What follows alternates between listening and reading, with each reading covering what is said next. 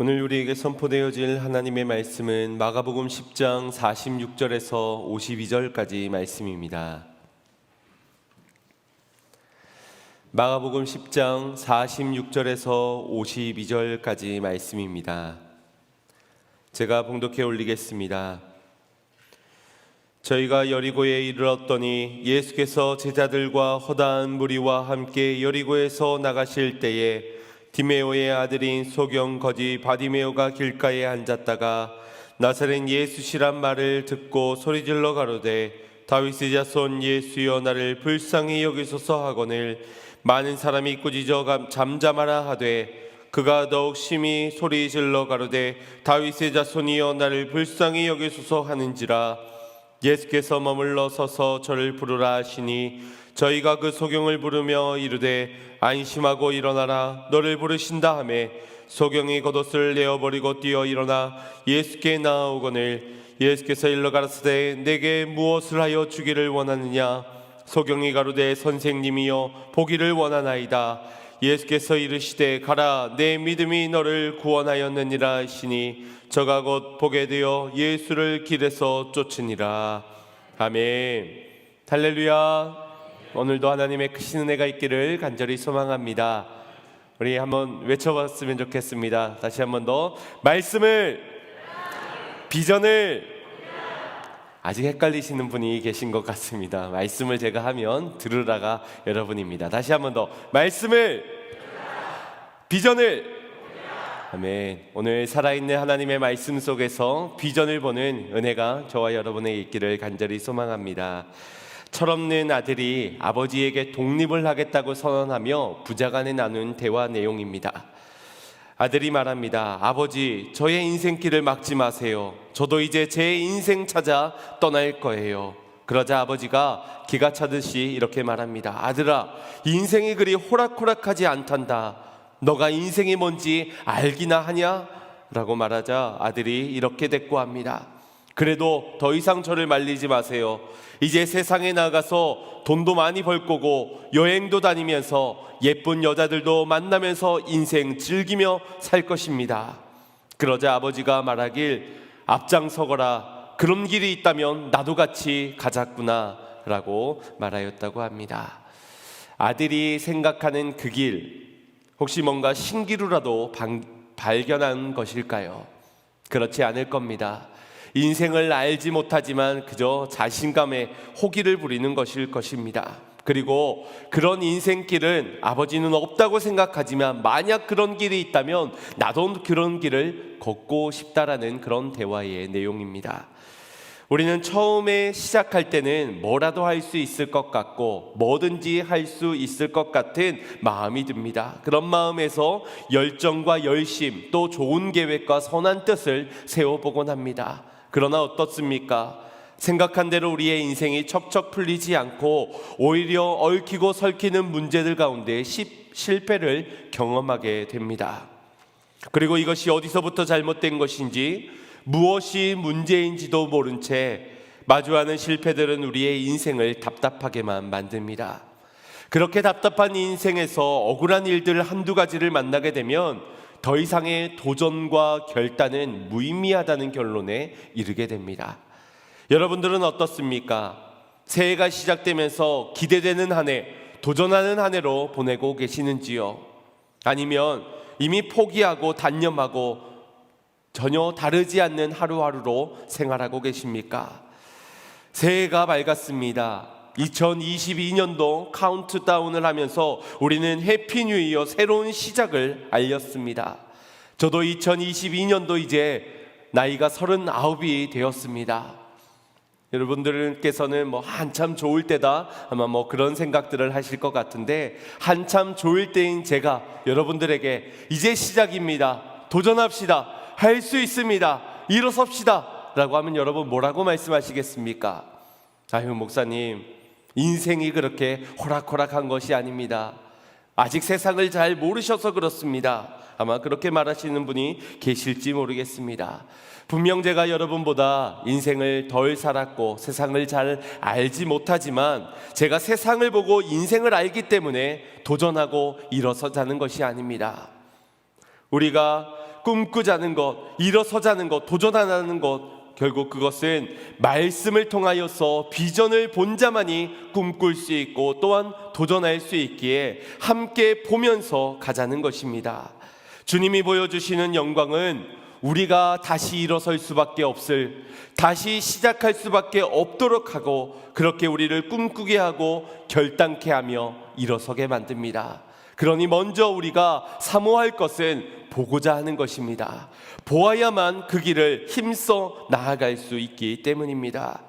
우리는 꿈꾸는 한 해, 또 도전하고 일어서는 한 해가 되고 싶은 마음들이 모두에게 있을 겁니다. 그런 우리의 마음에서 낙심되는 마음, 또 이 마음이 움츠러들고 얼어붙게 하는 것이 무엇입니까? 바로 현실의 문제일 것입니다. 지난 한 주간 뉴스를 보면서 또 주위 사람들의 모습을 둘러보면서 그들에게서 느껴지는 감정은 억울함과 답답함이었습니다. 거의 하루도 거르지 않고 소개되는 모든 뉴스에 보도되는 내용들이 억울한 사람들의 이야기들이었습니다. 그들은 외침 속에 규탄한다, 반대한다, 보장하라, 살려내라, 분야를 막론하고 불공정하고도 불평등한 이 사회를 향해 자신들이 당한 억울함을 호소하는 사람들의 모습과 외침의 소리들이 가득하였습니다. 자신들의 생계를 뒤로하고 저렇게까지 거리에 나와서 외치는 이들, 관공서를 찾아가서 멱살을 잡는 사람들, 사람들과 카메라 앞에서 절규하는 사람들, 그들의 사정을 다 이해하고 공감할 수는 없지만 오죽하면 저러겠는가, 저 사람이 오죽하면 저렇게까지 하겠는가를 생각해보면 조금이나마 그들의 억울함이 느껴지기도 합니다. 코로나라는 팬데믹이 2년이나 지속되면서 아직까지도 언제 끝날지조차 알지 못하는 속에서 많은 분들이 어려움을 토로하고 계시지요. 그 속에서 나름 최선을 다한 정부의 여러 방침들은 아쉽게도 많은 혼란들을 낳았습니다. 많은 부분 형평성에 어긋난 방침들과 우왕좌왕하며 일관성들이 부족하였고 또 많은 국민들의 답답함을 해소시켜 주지 못하였습니다. 특히나 자영업자들이나 소상공인들의 당한 절망과 억울함은 이루 말할 수가 없을 정도로 큽니다. 요즘 백신과 방역 패스로 인해 억울한 분들이 많으시지요. 저는 이미 백신을 다 맞았기 때문에 해당 사항이 없지만 업종별로는 백신을 맞지 않으면 아예 출입이 제한되는가 하면 내일부터는 백화점과 대형마트를 입장할 수 없도록 제한이 된다라고도 합니다. 물론 백신을 맞으면 되는 일이고 또 백신 접종률을 높여서 중증 환자 수도 줄여가면서 감염 전파 확산도 막는 게 최선이지만 백신의 부작용을 생각하지 않을 수가 없고 또한 백신을 맞지 못하는 그런 예외의 상황들도 우리는 고려해야 할 것입니다. 잘못된 뉴스나 정보들로 인하여서 불신하여 백신을 맞지 않는 분들은 안타깝지만 분명 백신을 맞고 싶어도 부작용 때문에 그러한 체질과 형편에 놓여진 분들이 계십니다. 그들의 입장에선 임산부나 어린아이들 같은 경우는 병원에서도 공고하지 않는 사항임에도 불구하고 어떤 특정 질환을 앓고 있는 분들, 그런 분들을 전혀 고려하지 않은 채 또 자영업자들에 대한 어떤 피해의 대책 마련도 되지 못한 채 형평성 문제도 해결되지 않은 가운데 진행되어지는 방역 패스는 많은 분들이 거리로 나와 자신들의 억울함을 호소하도록 내몰고 있습니다. 이런 시대 상황을 반영하는 말이 이 사자성어는 아닌데요, 요즘 신조어인 할 말 하 아닌 듯합니다. 할 말은 너무 많은데 말하지 않는다는 것입니다. 이것의 줄임말이 할 말 하 아닙니다. 억울하기 때문에, 이해되지 않기 때문에 하고 싶은 말이 너무 많은데 말을 해도 바뀌지 않을 것 같은 현실 때문에 안 한다는 것입니다. 주위를 둘러보면 정말 그렇습니다. 억울해서 절교를 말하는 사람들이 있는가 하면 억울하지만 너무 억울한 나머지 말조차 나오지 않는 그런 억울함의 사람들, 이 두 가지로 나뉠 정도로 사회 곳곳에는 억울함과 절망의 소리로 가득합니다. 제 군대의 후임 중 한 명은 아주 1차원적인 억울함이 있었습니다. 선임들이 항상 그를 불러다가 하는 말이, 야, 인상 안 풀어? 넌 뭐가 그렇게 억울하냐? 기분 나쁜 게 있냐? 너 지금 나한테 객이냐? 라는 그런 꾸지람을 하는 겁니다. 그의 억울함은 자기는 아무것도 기분이 나쁘지 않고 아무것도 억울하지 않고 인상도 쓰지 않았는데 사람들이 말하길 인상 더럽네, 재수가 없네, 너만 보면 기분이 나쁘네, 이런 말들을 한다라는 겁니다. 그 친구의 말이 안 그래도 생긴 게 억울한데 오해까지 받으니 더 억울하다라는 말로 하소연을 하였습니다. 여러분들이 생각할 때도 억울할 것 같지 않습니까?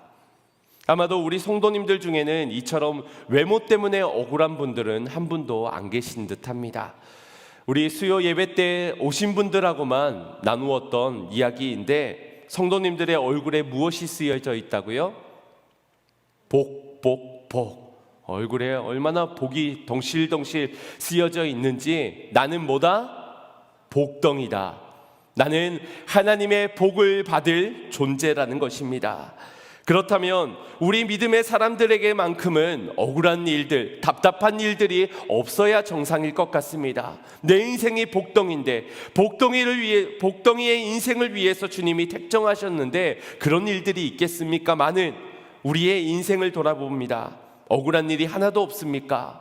답답한 일들이 하나도 없으십니까? 그러지 못한 우리의 인생을 보게 됩니다. 모든 인생이 그러하지만 많은 고난과 시험을 당하게 됨에도 그것이 괴로운 이유는 아마도 억울하기 때문일 겁니다. 내가 뭘 그렇게 잘못했길래, 나의 인생은 복덩이의 인생이라면서 복을 받기 위해 태어난 존재라고 하면서, 또한 나는 복을 받기 위해서 열심히도 신앙생활하며 선을 베풀었건만 내가 뭘 잘못했길래 오히려 잘못한 저 사람들은 복을 받고 왜 잘 행하였던 나는 이와 같은 어려움의 일들이 있는 것인지, 이런 억울함이 고난과 시험을 만난 나를 더욱더 힘겹게 만드는 것입니다. 그런 억울함이 있을 때마다 왜? 라는 물음과 함께 우리는 원인과 이유를 찾고자 합니다.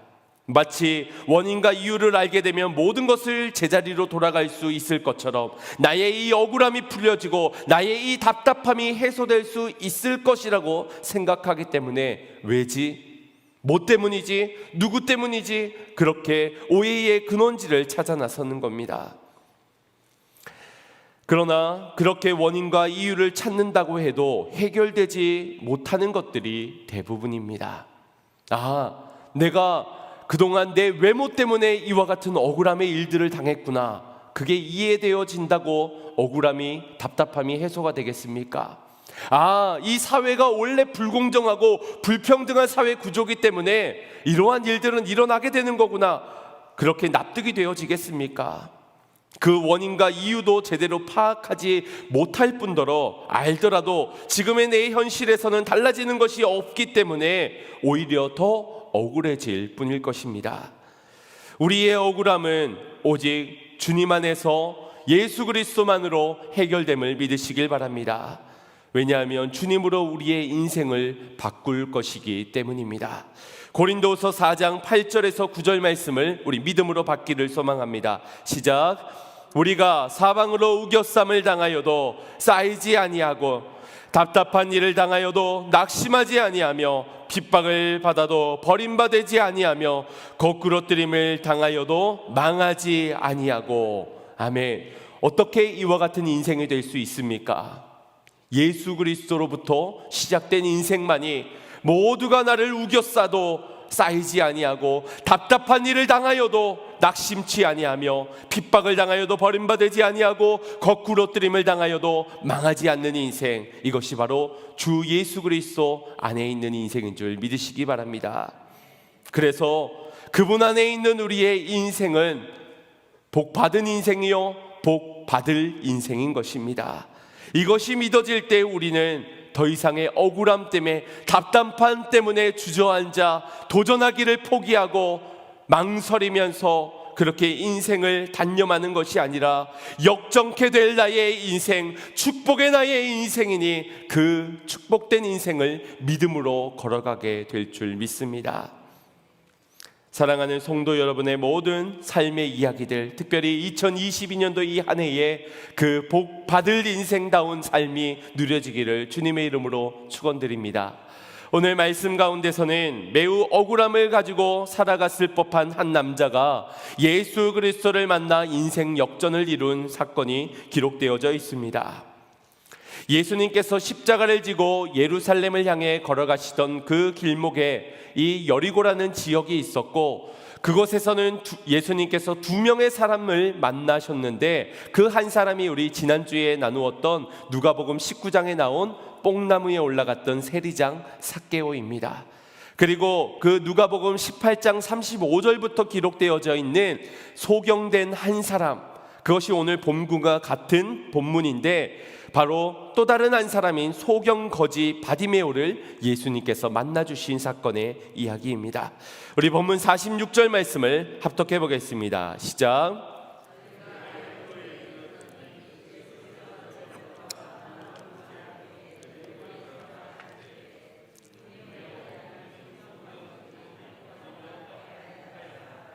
아멘. 성경이 그를 소개하길 여리고에 살고 있는 디메오의 아들 소경거지 바디메오라고 그를 매우 구체적으로 소개를 하고 있습니다.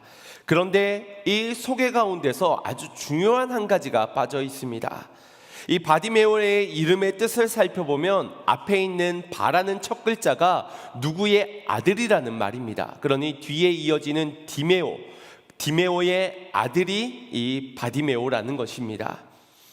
바요나 시모나라고 부르셨던 예수님처럼 이름이 시몬이고 요나의 아들 시모나라고 예수님께서 불렀던 것처럼 오늘의 이름의 뜻은 디메데오의 아들이라는 뜻을 가지고 있는 겁니다. 그러니 정작 아버지의 이름은 소개되고 있지만 자신의 이름을 바디메오라 하는 그는 이름이 소개되고 있지 않는 것입니다. 소경의 아버지의 이름인 디메오는 영예롭다라는 뜻을 가지고 있습니다.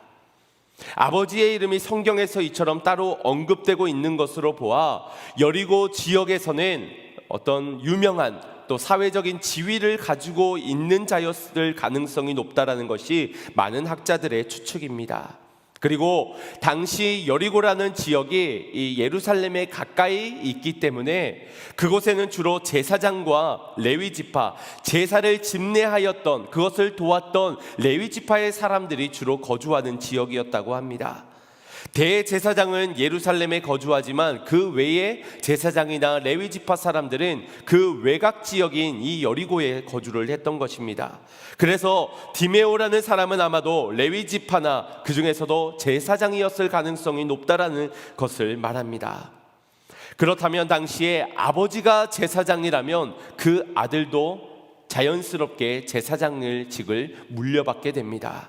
그런데 그 아들을 보니 앞을 보지 못하는 맹인이라고 말씀하고 있습니다. 어떻게 되겠습니까? 그가 거지라고 말하고 있고 소경이라고 말하고 있는 것으로 보아 아마도 가문으로부터 집안으로부터 내쫓김을 당하였을 가능성이 매우 큽니다.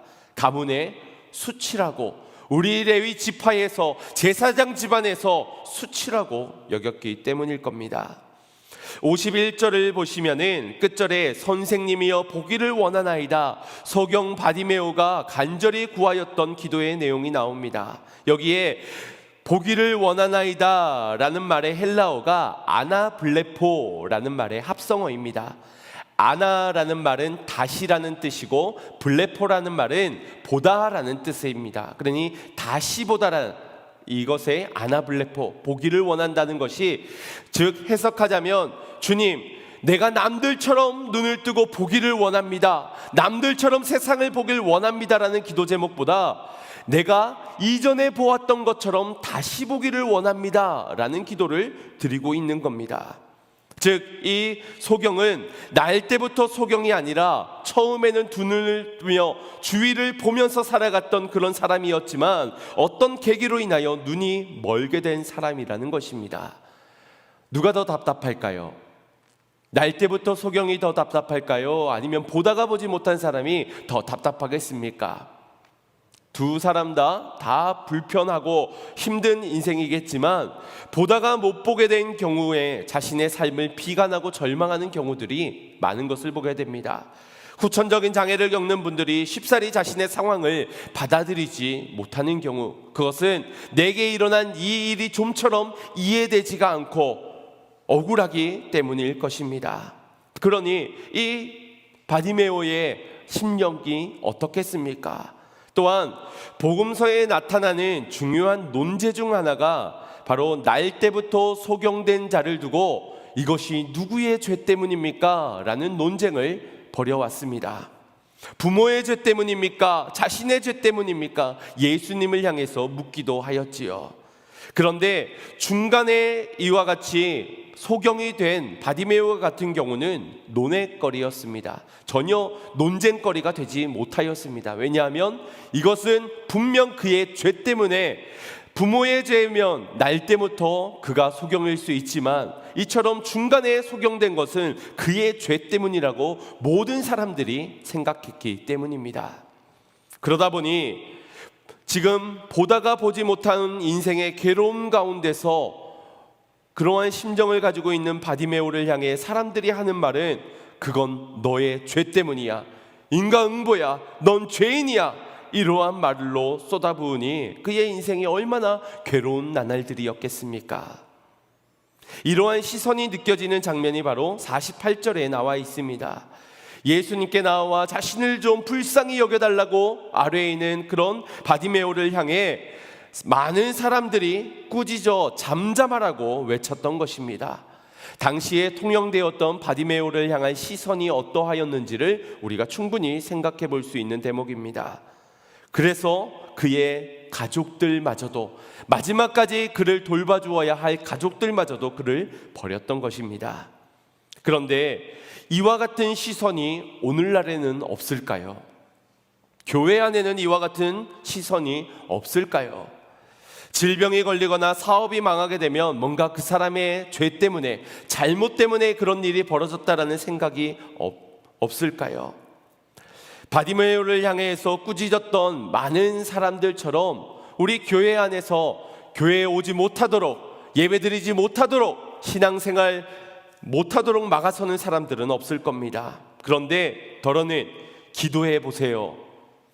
무엇이 잘못한 것이 있는지 삶을 돌아보세요. 신앙생활을 잘 해야만 복 받습니다. 그러면 신앙생활을 잘 하지 못했기 때문에 그와 같은 결과를 맞았다는 거겠지요.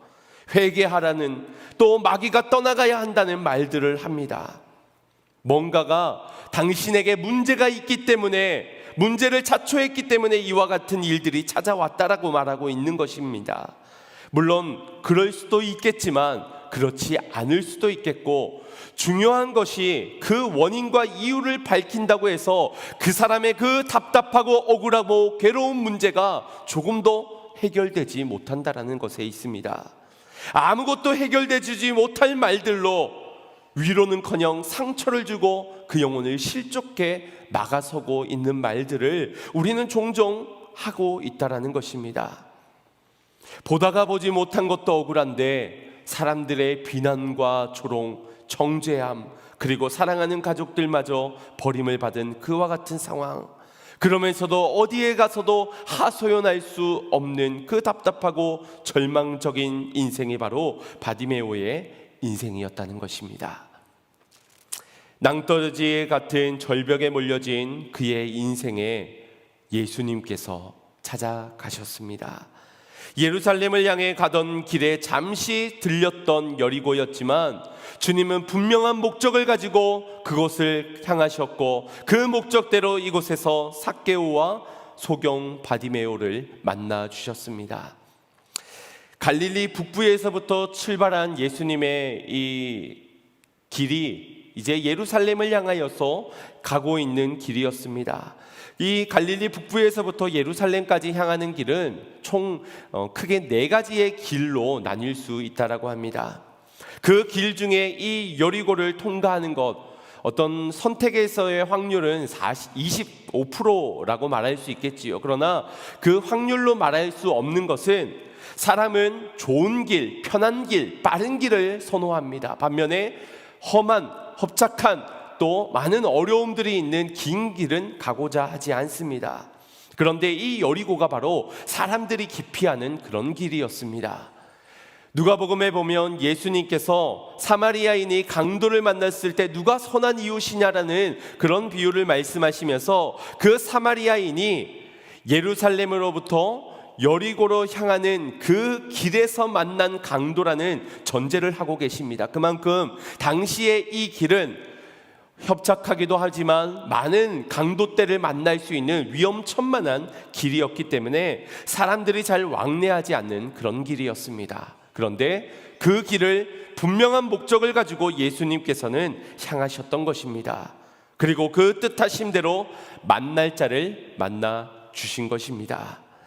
사랑하는 성도 여러분, 달려가 올라가서 그분을 만났던 삭개오와 많은 사람들의 꾸짖음과 앞을 보지 못하는 한계를 뛰어넘어 나아갔던 바디메오, 이 두 사람에게는 예수님을 만나고자 했던 분명한 믿음이 있었습니다. 그런데 그 믿음 이전에 먼저 그들을 아시고 그들을 만나기 위해 아무도 선택하지 않는 그 길을 주님은 걸어오신 것입니다. 심지어 자신은 이제 십자가에 달려 죽어야 하는 그 순간을 목전에 두고서도 주님은 이 상한 심령을 향한 인생의 억울함 가운데 답답한 인생을 살아가고 있는 그를 만나기 위해 주의 은혜는 찾아가 주셨던 것입니다. 오늘 우리가 이것을 확신하기를 소망합니다. 이것을 확신하여 또한 소망하기를 원합니다. 우리의 답답한 인생도, 억울하고 괴로운 인생도, 어디에 하소연할 길이 없고 해결할 길이 보이지 않는 절망뿐인 우리의 인생 가운데서도 우리 주님은 그 괴로움의 인생 한가운데 찾아와 오늘도 우리를 만나 주실 것이라는 사실입니다. 주님은 오늘도 만날 자를 만나고자 하십니다. 그리고 그 만날 자를 분명히 만나 주실 것입니다. 은혜를 찾는 갈급한 자를 오늘 이 시간, 오늘 이 자리에서 만나 주실 것을 믿으시기 바랍니다. 상한 심령, 억눌린 영혼, 절망한 인생을 주님은 외면하는 분이 아니십니다. 그 은혜를 믿는 믿음이 있는 자를 주님께서 만나 주실 것이고 오늘 그 사모하는 자가 저와 여러분이 되기를 간절히 소망합니다. 만나면 해결을 받습니다. 만나면 모든 엉켰던 것들이 풀려지게 될 것입니다. 주님을 보기만 해도 역적게 되는 인생이 될 줄 믿는 성도님들 되시기를 주님의 이름으로 축복합니다. 47절 말씀부터 보면 바디메오의 이와 같은 믿음의 모습이 나타내지고 있습니다. 우리 47절 말씀 합독하겠습니다. 시작.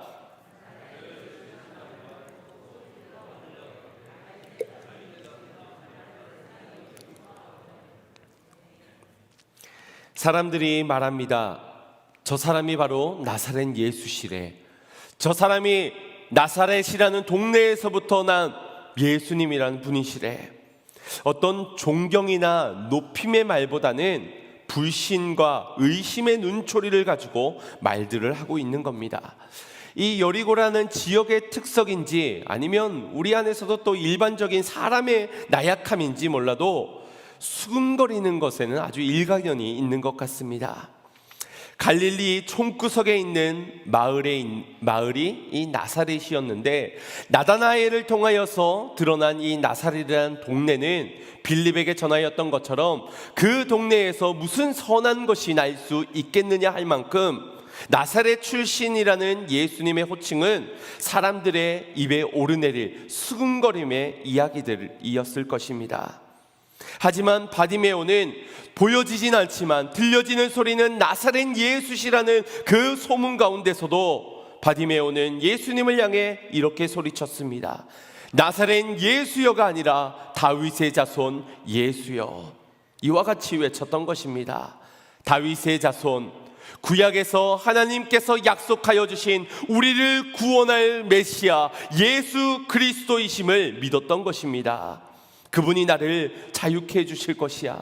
나의 모든 답답함의 억울함의 이야기를 들어주시고 들어줄 뿐만 아니라 이 절망에서 나를 건져 주실 것이야. 이 믿음이 바디메오에게 있었다라는 것입니다. 또한 그의 또 다른 믿음은 자신의 겉옷을 내어버리는 것 통하여서도 그의 믿음이 증명되어지고 있습니다. 50절 말씀을 보시면 소경이 겉옷을 내어버리고 뛰어 일어나 예수께 나아오거늘. 겉옷은 당시 팔레스타인 지역에서 자신을 지킬 수 있는 최소의 수단, 가장 중요한 보호막이었습니다. 그런데 거지인 그에게 그 겉옷이 몇 벌이 있는 것이 아닐 터인데 어쩌면 그에게 남은 것은 이 겉옷밖에는 자신을 지킬 수 있는 마지막 수단이었음에도 불구하고 그는 그것을 벗어던지고 뛰어 일어나 주님 앞에 나아가는 그 절박함이 있었습니다. 그 누구도 바디메오에게 믿으면 인생이 역전된다는, 믿기만 하면 승리한다는, 너의 인생에 믿음이 있다면 너의 인생이 역전케 될 것이라는 말을 해주지 않았을 겁니다. 모두가 그를 포기하고 가정마저도 그를 버릴 만큼 누구도 그런 희망적이고 소망적인 말들을 전해준 바 없었을 것입니다. 그러나 바디메오의 간절함과 그의 절박함이 자신의 앞 못 보는 장애와 사람들의 만류와 자신의 하나뿐인 겉옷마저도 뒤로 한 채 예수님 앞에 달려나가게 한 것입니다. 결국 그의 믿음은 그의 안에 있는 간절함, 절박함이 믿음으로 외치게 하였고 사람들의 만류에도 겉옷을 내버리고 뛰쳐나가게 만든 것입니다. 간절함과 절박함은 늘 우선순위를 통하여서 가늠할 수가 있게 됩니다. 그것보다는 이것이 더 중요합니다. 이것보다는 저것이 더 먼저입니다. 그 먼저가 곧 그 사람의 전부인 것입니다. 더 간절하고 더 절박한 것이 먼저가 되는 것입니다. 바디메오는 지금 사람들의 꾸지람보다 내 눈이 띄어지는 것에 대해 더 간절했던 것입니다. 지금 바디메오는 앞 못 보는 자신의 한계보다 주님의 은혜가 더 절박했던 것입니다. 자신을 이제껏 지켜줬던 이 겉옷보다 나를 보호해주고 나를 살게 할 것이 하나님의 말씀 예수 그리스도이기에 그분이 더 귀했기 때문에 그 간절함의 우선순위를 가지고 주님 앞에 뛰쳐나왔던 것입니다. 그런 그에게 주님은 물으셨습니다. 내게 무엇을 하여 주기를 원하느냐고. 주님, 내 인생 왜 이 모양입니까? 왜 내가 실패해야 되는지, 내가 도대체 뭘 잘못했는지 말 좀 해주십시오. 그렇게 묻지 않았습니다. 그것은 자신의 인생에 아무런 도움이 되지 못할 뿐더러 그의 우선순위에 있어서는 그것이 먼저이지 않았기 때문입니다. 주님, 나를 방해하는 저 사람들, 나를 비난하고 조롱하는 저 사람들 벌 좀 주세요. 나를 버린 가족들도 그 죄를 낱낱이 물어주세요. 주님, 이 겉옷이 낡았습니다. 밍크 코트를 주시고 나를 부자 되게 해주세요. 그렇게 구하지도 않았습니다. 그것이 그의 우선순위가 아니었기 때문입니다. 만약 그것을 구하였다면, 그것을 찾고 있다면 그것이 그 사람의 우선순위겠고, 그것이 있으면 자신이 안전할 수 있다는, 그것이 있으면 자기의 억울함의 인생이 풀려질 수 있다는 믿음을 갖고 있는 것일 겁니다. 그러나 바디메오에게 있었던 믿음은 그것들이 자신의 인생을 해결해 줄 것이라는 믿음을 갖지 않았습니다. 오직 주여 보기를 원하나이다. 이것이 그의 믿음이었던 것입니다. 여러분들이 생각하실 때 이것은 당연한 듯 싶으실 겁니다. 저 역시도 이 본문을 보면서 그것이 당연하다는 생각을 하였습니다. 아니, 앞 못 보는 사람이 당연히 앞을 보기를 원합니다. 보기를 원합니다를 구하지 뭐 다른 것을 구하겠는가? 다른 걸 구하는 사람이 어리석은 사람이지 그런 사람이 과연 누가 있겠는가라고 당연시 생각하였습니다. 그런데 목회를 하다 보면 보여지는 것은 정말 억울한 사람들, 답답한 인생들, 그래서 간절하고 절박하게 하나님께 은혜를 구해야 되는 분들이 기도는 요청하는데 정작 자신의 간절함으로 하나님께 기도하지는 않는 모습을 보게 됩니다. 정작 자신과 하나님을 찾지 않는 분들이 꽤나 많다는 것을 보게 된다는 겁니다. 마치 나는 하나도 억울한 일이 없고 답답한 일이 없고 나의 인생에 문제가 없고 그래서 해결해야 될 것도 구원자도 필요 없는 사람처럼 현실은 어두워서 앞을 보지 못하면서도 내 눈은 여전히 어두워서 잠시 앞도 내다보지 못하는 그런 절망적인 상황이면서도 간절함이 하나님을 찾지 않는 겁니다. 누구 때문에, 무엇 때문에, 그것이 누구 때문인가, 어디에 원인이 있고 어디에 이유가 있기 때문인가, 왜 이 모양 이 꼴인가, 그렇게 자신의 인생의 원인과 이유를 찾지만 정작 하나님을 향해 찾고 하나님을 향해 구하고 하나님을 향해 두드림의 간절함은, 그 절박함은 없다라는 것입니다. 어리석기 때문입니까? 주님이 필요하지 않는 사람은 하나도 없는데 주님을 간절히 필요로 하는 사람은 정작 몇 없다라는 것, 이것이 얼마나 안타까운 일입니까? 여러분 정말 그러한가요? 여러분의 인생에 답답한 일 없습니까? 여러분은 믿는 자여서 억울한 일이 없으십니까? 그래서 기도해야 할, 간절히 주님의 이름을 부르짖으며 주여 보기를 원하나이다라고 부르지 않아도 되는 그런 평탄한 인생들이십니까? 그래도 그렇지 않으면서도 구하지 않고 있다면 다른 믿는 구석이 있기 때문이겠지요. 그것도 아니라면 인생은 그리 호락호락하지 않기 때문에, 하나님은 이것을 응답해 주지 않을 것이라고 확신하기 때문에 이건 기도해도 안 될 거야, 도전해도 시도해도 이거는 이루어지지 않을 거야, 그 절망감이 결국 우리로 세상의 다른 방법들을 취하게 하고 그것이 결국 그들의 믿음이기 때문에 기도하기보다 세상의 열심으로, 세상의 방법으로 원인과 이유를 찾고 있는 것 아니겠습니까? 주님이 이 자리, 이 시간에 지나가고 계시지만 아무런 간절함도 아무런 절박감도 없는 채 봐야 할 것을 보지 못하고 구하고 찾고 두드려야 될 바를 구하지 못하고 있는 우리가 영적 소경일 것입니다. 사랑하는 성도 여러분, 오늘 주님이 이 자리에 억울한 자 있고 억눌린 자 있고 절망 가운데 놓여진 인생이 있기에 주님은 오늘도 이 자리를 지나가실 것입니다. 그냥 보내시겠습니까? 이제까지도 그냥 흘려보냈듯이 오늘도 나는 아니겠지, 나는 안 도와주시겠지, 나의 인생에서는 보기를 원하는 것보다 돈이 더 중요한데 그 돈은 안 주시겠지, 가정의 그 문제는 해결해 주시지 않겠지, 그렇게 그 주님을 지나 보내시겠습니까? 우리도 바디메오와 같은 절망적인 인생이라면, 주님의 은혜가 아니고서는 단 한순간도 살아갈 수 없는 그런 구구절절한 인생이라면 간절히 외쳐야 하지 않겠습니까? 체면 때문에, 장애 때문에, 문제 때문에, 경험 때문에 오늘도 그냥 포기하지 마시기를 바랍니다. 다윗의 자손 예수여, 이 믿음이 있기를 간절히 소망합니다. 그 주님께 간절한 한 가지, 주여 보기를 원합니다, 그렇게 기도할 수 있는 자가 되기를 소망합니다. 왜 주님께서 구하라, 찾으라, 두드리라, 같은 말인 것 같은 말을 세 표현으로 나뉘어서 말했겠습니까?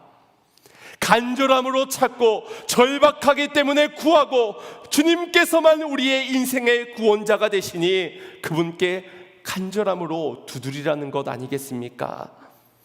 응답하실 분, 그분을 믿으며 구하고 찾고 두드리는 성도님들 되시기를 바랍니다. 복받을 인생 된 우리의 인생에 우리 주님은 복 주시고자 하시니 믿음으로 구하여 주님의 모든 은혜를 얻는 축복이 있기를 간절히 소망합니다. 그런 축복을 얻은 이후에 바디메오의 인생이 어떠한지를 보십시오. 52절 말씀입니다. 시작.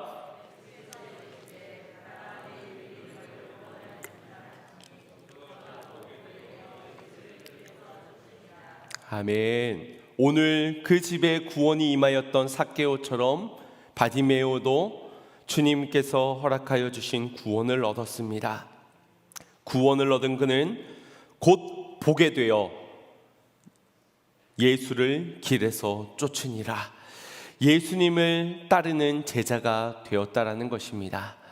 이 마가복음이 쓰여지고 누가복음이 쓰여진 것은 그 순간에 바로바로 기록했던 것이 아닙니다. 수십 년의 시간이 지나서 30년, 40년의 시간이 지나서 이것을 함께 목도하였던 제자들이 쓴 기록입니다.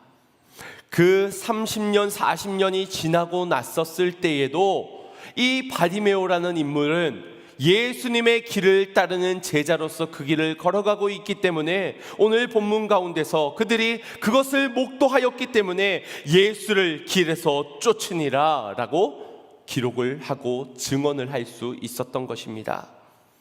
하나님의 비전을 보게 된 이는 한눈 팔지 않습니다. 하나님의 비전을 보게 된 자는, 하늘의 영광을 보게 된 자는 갈팡질팡하지 않습니다. 세상에 보여지는 것에 억울해하며 답답해하며 다른 것의 방법을 찾지 않을 것입니다. 그러나 보지 못한 자이기 때문에 다른 것을 찾는 것일 것입니다. 우리가 하나님의 비전을 보는 자 되어 예수님을 쫓는, 예수님과 함께 우리의 인생 마지막까지 끝까지 믿음의 경주를 걸어가는 그런 주님의 참 자제가 되기를 간절히 소망합니다. 절망 가운데 놓인 인생마다 오늘 주 예수 그리스도 인생의 해답 되시는 주님의 은혜를 만나시기를 바랍니다. 그 주님의 은혜를 만나고 구원을 입은 자가 보게 되는 역사가 있게 될 줄 믿습니다. 보게 된 자만이 끝까지 신랑 되신 주님을 기다리는 믿음의 경주를 걸어갈 수 있는 줄 믿습니다. 여러분에게 한 가지를 더 도전하고 싶습니다. 49절 말씀입니다. 시작. 예수께서 머물러 서서 저를 부르라 하시니 저희가 그 소경을 부르며 이르되 안심하고 일어나라 너를 부르신다 하매. 아멘. 예수님의 곁에서 예수님의 말씀을 듣고 그 말씀을 전해주는 자들이 있었습니다. 아마도 예수님을 위하여서 자신의 그물도 배도 부모도 버려두고 주님을 쫓았던 제자들일 가능성이 큽니다. 제자들이 소경에 가서 이렇게 말하는 겁니다. 안심하고 일어나세요. 주님이 너를 부르신답니다. 오늘 누가 이 말을 전할 수 있겠습니까? 본 자가, 보게 된 자가, 보게 된 자만이 이 말을 전할 수 있을 것이라고 믿습니다. 형제님, 자매님, 우리의 인생에 답답하고 절망스러운 이야기들이 얼마나 많습니까? 그러나 안심하십시오. 그러나 안심하고 일어서십시오. 주님이 당신을 부르고 계십니다. 소망 되시는 주님께서, 인생의 문제를 해결하시는 메시아 되신 다윗의 자손 예수님이 당신을 부르고 계십니다. 사랑하는 나의 아들아, 사랑하는 나의 딸아, 인생은 그리 호락호락하지 않단다. 하는 일마다 실패를 맛보고 절망을 경험할 수 있는 우리의 인생은 괴로운 인생길이란다. 그러나 안심하고 일어서렴. 주님이 너를 부르신단다. 주님이 너를 택하셨고 주님이 너에게 찾아오셨고 주님이 너의 눈을 뜨게 하사 보게 하시고 너의 인생길을 함께 이끌어 주실 것이란다. 오늘 이 말을 전할 수 있는 자가 되어야 하지 않겠습니까? 그래서 내가 눈을 떠야 하는 것입니다. 그래서 내가 이 시간 이 자리를 지나가시는 주님의 은혜의 말씀을 놓칠 수 없고 그 말씀을 영접해야만 하는 것입니다. 내가 뜨지 않으면, 내가 보지 아니하면 우리의 인생도 절망이지만 우리의 자녀들, 우리의 다음 세대들의 인생도 절망뿐이기 때문입니다. 간절해질 수밖에 없습니다. 절박해질 수밖에 없습니다. 다른 것 찾을 생각이 어찌 되겠습니까? 주여, 보기를 원하나이다. 주여, 나도 저들처럼 나도 주님을 보기를 원합니다. 나도 마땅히 되어질 우리의 인생에 향한 하나님의 계획하심을 나의 눈을 들어 보기를 원하나이다. 오늘 이 간절함의 믿음, 절박함의 믿음, 다윗의 손 주 예수님을 찾고 구하고 두드릴 수 있는 믿음이 우리 모든 성도님들에게 있으시기를 주님의 이름으로 축원드립니다. 우리 같이 말씀을 생각하시면서 찬양하고 결단의 기도 드리겠습니다.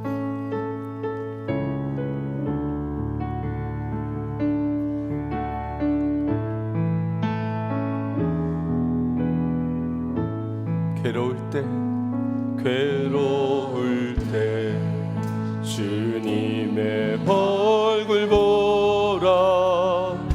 평화의 주님 바라보아라.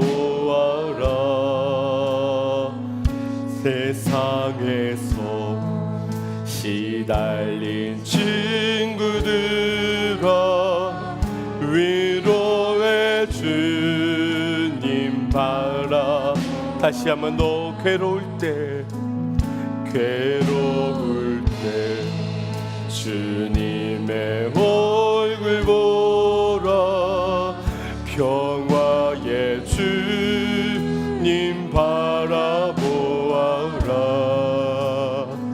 세상에서 시달린 친구들아, 위로의 주님 바라보아. 눈을 들어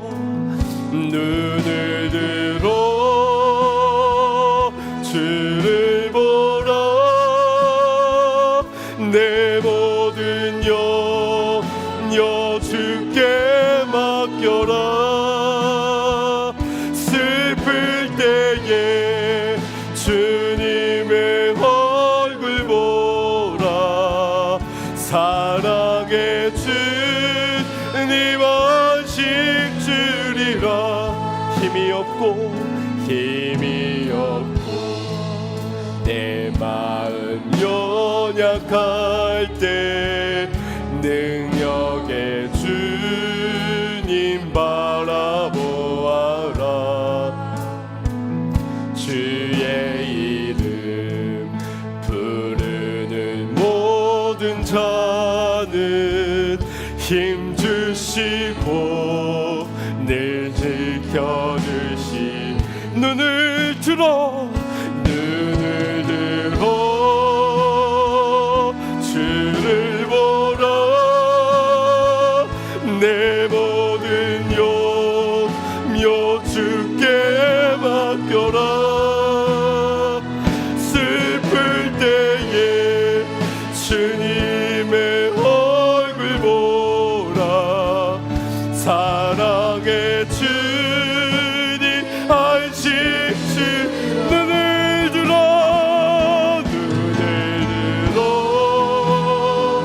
주를 보라. 내 모든 염려 주께 맡겨라. 슬플 때에 주님의 얼굴 보라. 사랑의 주님 안식 주리라. 안식이 여기에 있습니다. 사랑이 여기에 있습니다. 우리를 향한 주님의 은혜가 지금 이 자리 여기를 지나가고 있습니다. 우리의 간절함, 우리의 절박함이 무엇을 말하고 있습니까? 우리 이 시간 모든 것이 주님께 맞추어져 주여 보기를 원하나이다. 나도 보기를 원하나이다. 내가 보고 저들도 보는 자리로 인도해 줄 수 있는 자가 되기를 원하오니 주의 나의 눈을 뜨여 주시옵소서. 우리 주의 한번 간절하게 부르짖고 기도하겠습니다. 주여, 오 주님, 이 시간도 주의 이름을 찾습니다. 한숨뿐인 우리의 인생 가운데서 답답하고 절망하고 절규하는 나의 인생이지만 아버님의 정작 나의 간절함이 주님께 기도하기보다 아버지 하나님을 찾고 아버지 하나님을 두드리며 구하기보다 나의 인생의 문제의 괴로움에 세상을 향해 나아가 아버님이여 낙심 가운데 실족한 자의 모양처럼 아버님이여 헛된 것을 찾고 구하고만 있습니다.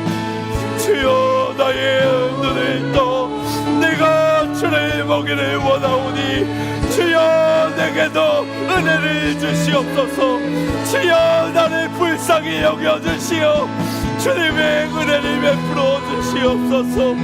영적 소경과 같이 살아갔던 나의 인생에 이제 나의 눈을 뜨러 무엇을 보고 무엇을 꿈꾸며 무엇을 향하여 나아가야 될지 알게 하여 주시고, 우리에게 맡겨진 영혼들에게 안심하라 일어나라 주님이 너를 부르신단다 그렇게 전할 수 있는 모든 사명자들이 될 수 있도록 모두가 나의 인생을 실패한 인생이라 평가하고 정죄하고 비난할 때에 나의 마음이 무너져 내리면서도 정작 주 예수 그리스도를 믿는 믿음 안에서 구하고 찾고 두드리지 못함을 주님 용서하여 주시옵소서. 오늘 다가온 이 새해에 다시 한 번 더 우리를 꿈꿀 수 있도록 절망 가득한 우리의 인생에 소망을 주시기 위하여 이 자리 이 시간 우리의 심령을 은혜로 지나가여 주실 때에 간절함과 절박함의 믿음으로 붙드는 자마다 눈을 떠 보게 되는 역사가 있게 하여 주시옵소서. 보게 된 자 흔들리지 않는 믿음 가운데 꿈꾸며 믿음의 경주를 걸어갈 수 있는 그리스도의 좋은 군사들 되게 하여 주시고, 무엇보다도 하나님께서 명하신 바 우리의 이웃들과 실족한 영혼들과 자녀들과 사랑하는 형제들에게 안심하고 일어서라 주님이 너를 부르신단다 이 복음을 전할 수 있는 사명자들로 살아갈 수 있도록 인도하여 주시옵소서. 예수님의 이름으로 기도드리옵나이다. 아멘.